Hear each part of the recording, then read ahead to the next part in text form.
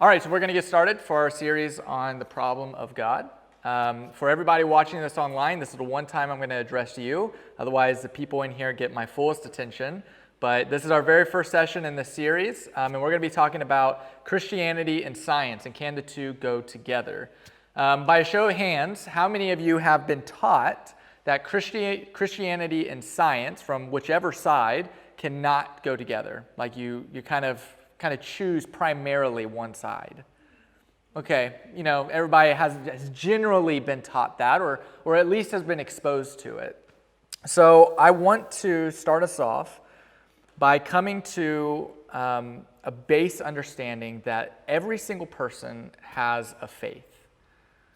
Everybody believes, even the most devout atheists out there have faith in something. Faith is a belief in something that you can't study, you can't see, you can't maybe fully experience with all the five senses, but that there's something there. And we have it all the time. So one basic example I have of this is like an airplane. I hate airplanes, I hate flying, and I have no idea how airplanes work.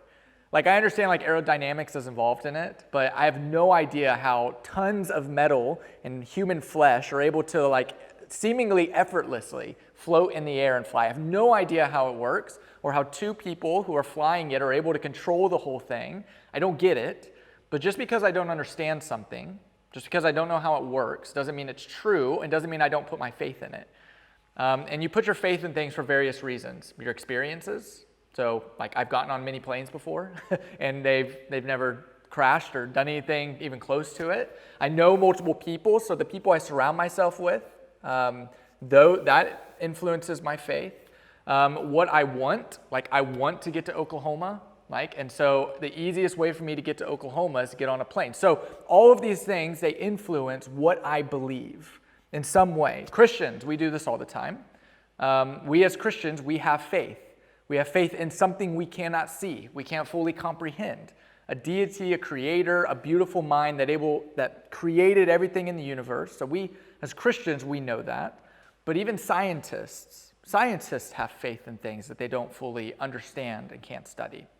There's a story I heard of a nurse. It's a true story. She was working in a wing of a hospital, and she was working with a group of doctors, and she was a devout Christian. And all of the doctors in this wing that she worked with and under, they knew she was a Christian, and they would, berate her, not in a mean way, but basically telling her, like, if you're going to work in this field, if you're going to have this kind of profession, if you're going to be this kind of leader in the society, then you can't hold on to these, fantasies. You have to kind of let those things go of faith and all of that. And she recounts one time, she's working in this wing, and the doctors are getting together trying to determine the fate of this guy on life support. And so he has no family, no one to make the decision for him. And so they're kind of getting together. She's in this meeting. They're trying to decide. And they come to the conclusion, well, if we take him off of life support, at least he won't be in any more pain. And this Christian nurse spoke up and said, how do you know that? Like, how do you know he won't be in any more pain? Like, you've never experienced life after death. You've never been brought back from it. There's no way to study it. Like, you don't know that. You have faith in it, but you don't know it.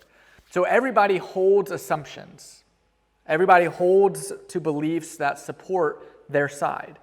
And that side is based off of where we've been raised, who we model our life after, where we want to go in life. All of these things influence. And so what we want to do in this series is we want to become rational thinkers. So we want to understand, what do I believe and why do I believe it? And is it the best thing for me to believe? Because we all have tightly held beliefs, so why do I hold tightly to them? Richard Lewontin, I don't know how to say his name, but he's a Harvard biologist. Here's a quote from him. It's going to get really complex right in the middle, but there's a point and it's highlighted at the bottom. So just kind of work through it with me. But Richard says this. He says, we have, the science community, he says, we have a prior commitment, a commitment to materialism. It's not that the methods and institutions of science somehow compel us to accept material explanations of the phenomenal world, but on the contrary, we are forced by our priori adherence to material causes to create an apparatus of investigation and a set of concepts that produce material explanations, no matter how counterintuitive, no matter how mystifying to the uninitiated. That was a lot right there, okay. But here's the point. Moreover, that materialism is absolute. For we, the science community, we cannot allow a divine foot in the door. And you see what Dr. Richards just said here. He said, we hold, in the science community, we hold to materialism. And based off of that belief, it influences the type of science that I conduct. We cannot have a divine foot step into the door because it opens all kinds of worms, right? His faith in the materialism, it determines and predetermines his science. And it should be the other way around, right? My science, what I discover, what I experience in the world should determine what I believe in, but rather it's here's what I believe in, and it's going to influence how I experience the world. And the problem is that we do this as Christians as well. And this is why so many people in the world turn off to Christianity. Because we have our set beliefs. Maybe it's something we learned from our parents. Maybe it's something we read for ourselves. But we hold tightly to those beliefs, and it predetermines everything we experience. So we turn off of things like Big Bang Theory and anything that has to do with evolution, which we're going to talk about here in a little bit. But we turn off from those things because we've been told to turn off from them. We push away from science because we think science is the enemy of Christianity, when in reality, we should approach our science based off of these beliefs, but also allow our science to interpret and shape our beliefs in the world as well. So right at the beginning of this series, we have to admit that we have faith commitments, all of us. We believe in something. We are people of faith. The real question we have to ask ourselves is, what is the content of my belief? What is the evidence that makes me believe that content? So I believe this. Here are the reasons I believe. And based off of that, is what I believe the best thing to believe out of all the other beliefs out there? That's what we're going to be doing in this series. What do we believe? Why do we believe it? And is it the best thing? Is it the most rational thing to believe? So let's jump into, did I turn this off? I don't know what I'm doing. My thing's not working anymore, Paul. But okay, so let's turn to, there we go, it's working now. Science and Christianity. Can these two worlds mix? I believe Christian theology is the garden out of which science grew. Here's what I mean by that. The story of the Bible and what the Christian faith has done is it presents a world that is distinct in form, it's complex, it has design, and to believe that science and Christian theology are separate from each other is to believe a myth. Rather, Christianity at its core talks about the complexity of the world, and it encourages people to go explore that world for themselves. So other faiths, other worldviews, other religions, they don't hold to this kind of idea that Christianity does. Buddhism holds to that the world is an illusion. That, we're experiencing things now, but it's what is real and what is not real, it's hard to tell. And if the world is an illusion, there is no point in actually experimenting and discovering it. Polytheism. So Hinduism is a type of polytheism. So is Greek mythology. They believe that the things that happen in the world are actions done by different gods. It's not science explanation. You can't explain it through science, but it's things that the gods are involved in. So Greek mythology, hurricanes are like a god stirring a giant pot. So why would you go and investigate something that, it's clearly the gods doing God things, and so we don't need to experience it at all. Islam and Judaism are all about jurisprudence, which basically just means that they look at the Torah and the law. They reflect on history to help them understand how to interpret the world. They're far less concerned about what's happening in the world. Now, consider what Christianity has put out. Christianity has produced men like Paul and Thomas Aquinas and Augustine and John Calvin and Jonathan Edwards. It created things like the hospital, where it not only was making advancement in healing people, but also discovering ways to keep people well. And it was curious about it. It was investigating it. Christianity is the reason we have some of our top universities, some of the universities that we're quoting from atheists. Universities like Harvard and Princeton and Yale and Dartmouth and Brown. We have these universities because Christians said we want to understand the world and all of its complexities, and we want to bring all of the top minds together to investigate things like mathematics and astronomy and history and literature. We want to advance in all of these fields because we believe the more we know them, the more they are going to expose God. Not let's hide from science and discovery because it's going to tear down my faith. Rather, it's going to bolster it and make it stronger. So here is why we get into a hiccup, is because we're confusing different sciences. So there's two major sciences that exist in the world. There's operational science and there's origin science.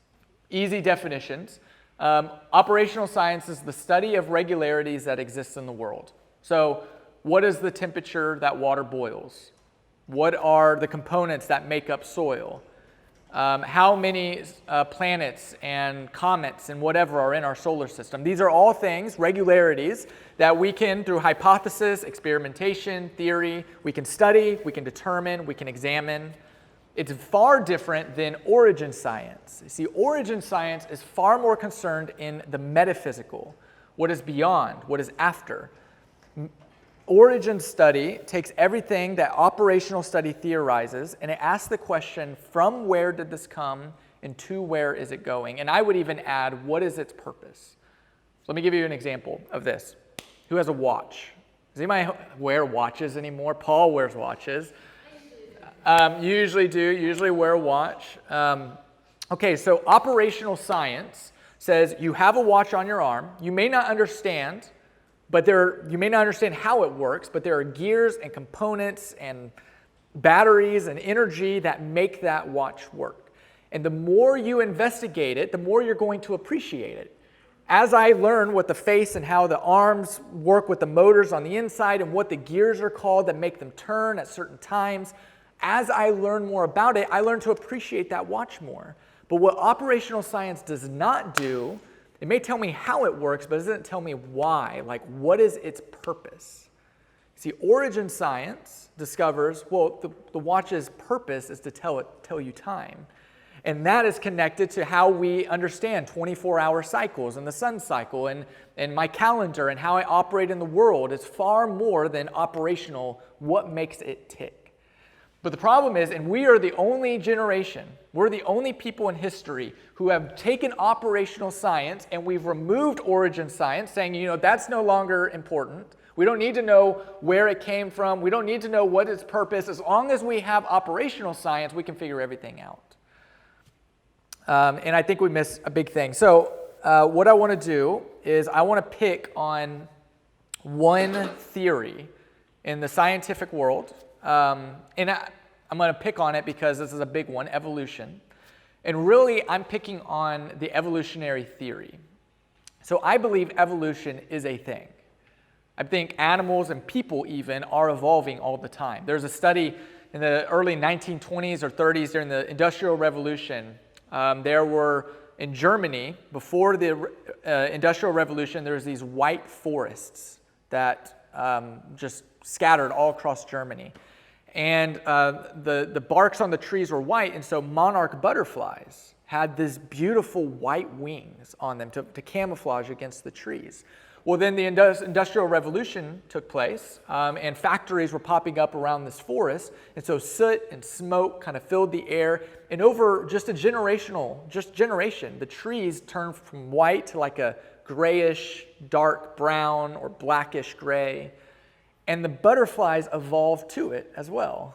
They turned from white wings to match the black, grayish wings. In just a lifetime, this happened. So things are evolving all the time. Even humans are evolving. Like, I looked at one of those like time-lapse videos of like what people are going to look like in like 2050. And it was like, and it showed kind of this just looks like, I don't even know what I can't really explain it. Slender, darker skin, but it's because races are beginning to intermarry and interbreed with each other. Our lifestyles are different. Americans are becoming bigger and lazier and more lethargic. All of this happens through evolution. We adapt, we mold. But what I will not back up is evolutionary theory. That human beings, the intelligent human beings that we are, evolved from some kind of lower animal. So there's 3 problems I have with the evolutionary theory. We're going to pick on this, and then we'll move on from here. So one is, first you have to prove to me why, if I believe in the evolutionary theory, that disproves God. Like, you have to show me why believing in evolution or the evolutionary theory automatically says there is no God. Like, what is the correlation between those two things? That hasn't been fully determined. Now, my understandings of who God is, that's going to come in conflict.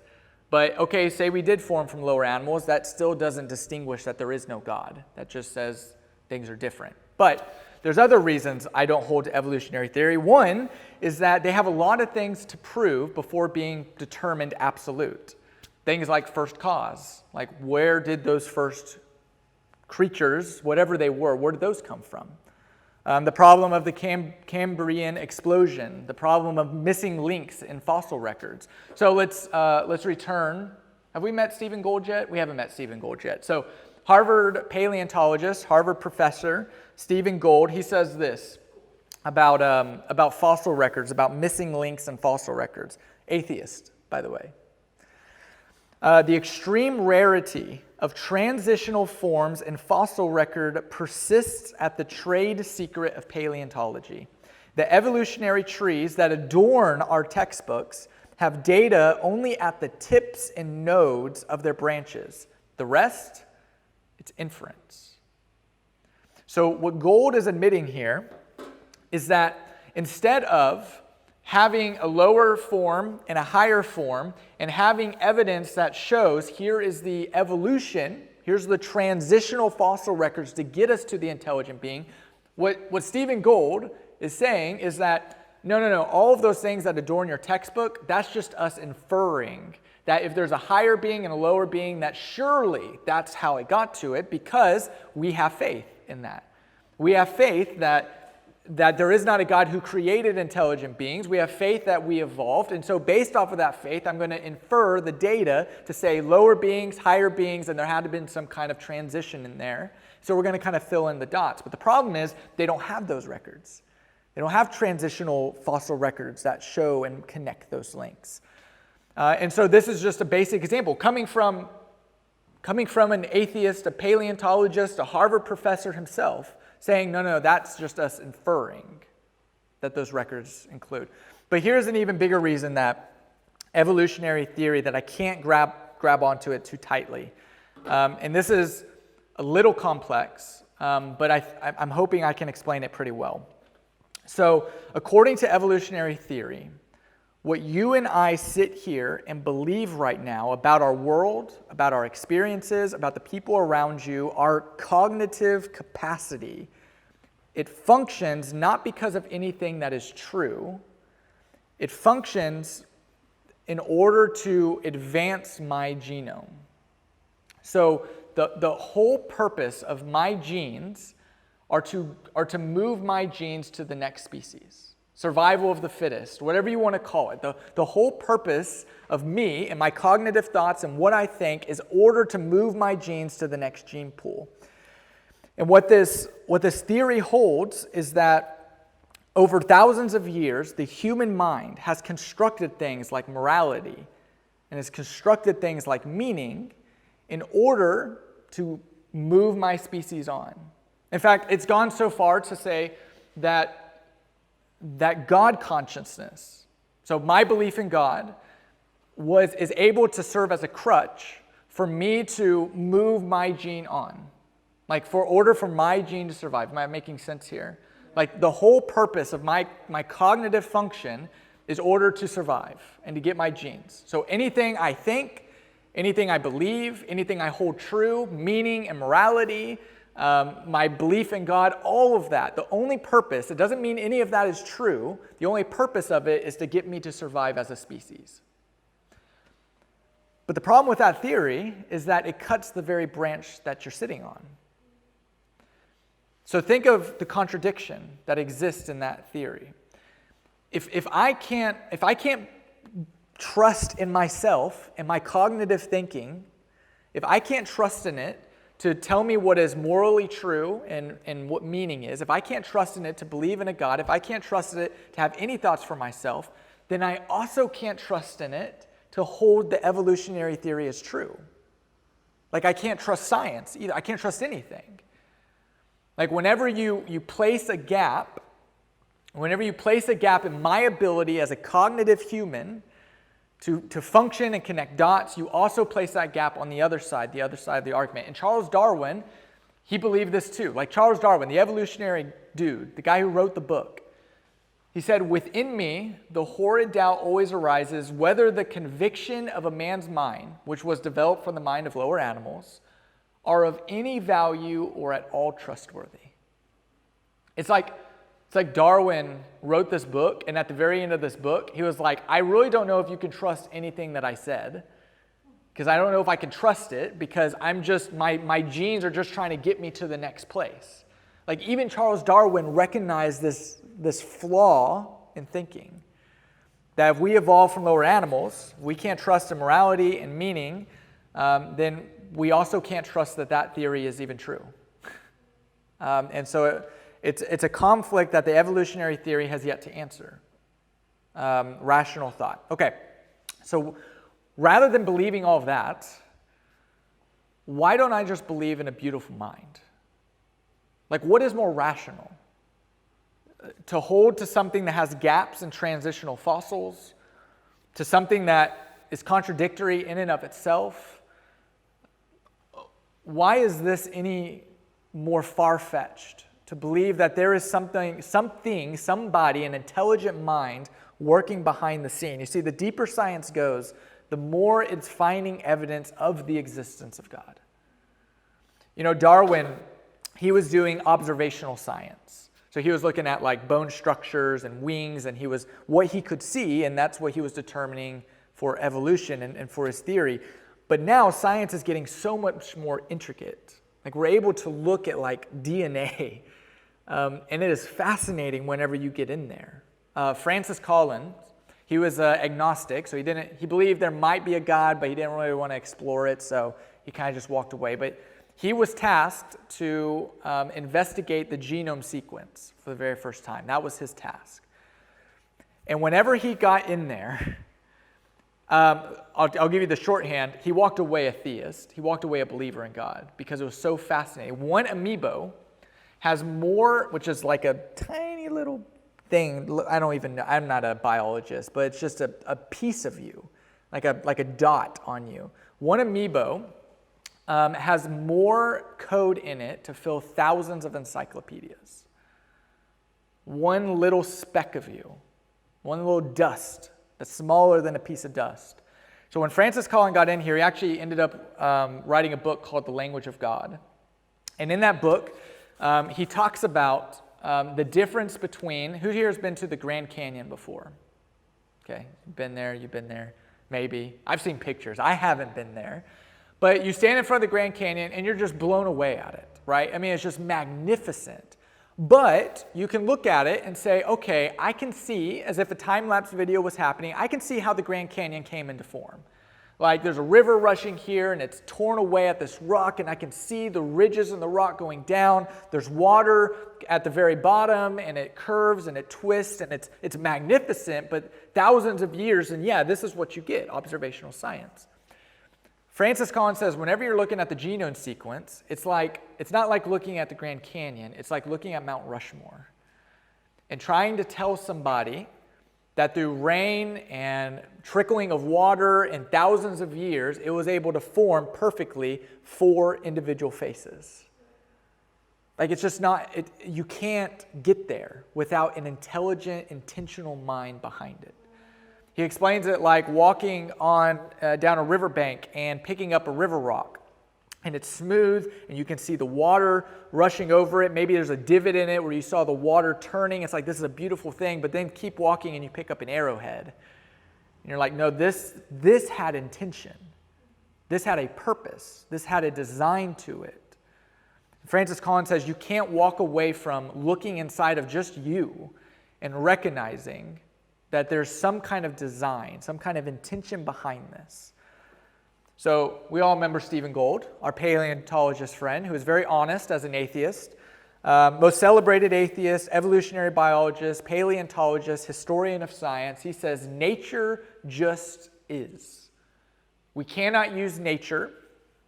We cannot use nature for our moral instruction or for answering any question within the magistratum of religion.